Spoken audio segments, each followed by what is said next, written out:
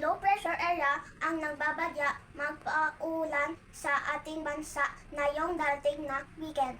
Hangin, amihan po ang nakakaapekto sa northern at central Luzon. Ayon po yan sa pag-asa.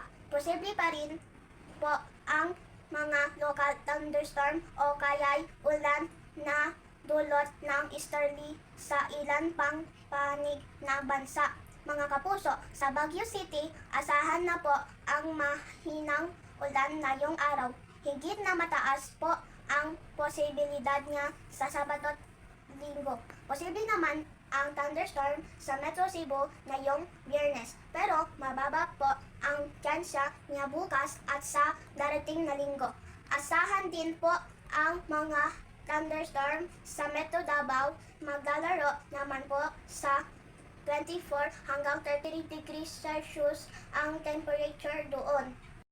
At dito sa Metro Manila, uulan ngayong araw at sa linggo.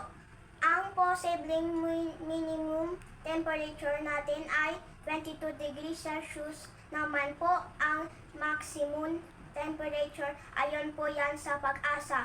Mga kapuso, sisikat na po ang hari-araw bandang 6:25 AM at inaasahan lulubog po yan mga 5:55 PM. Paalala po mga kapuso, stay safe and stay update and wear your jacket. Ako po si Katie Ilbres.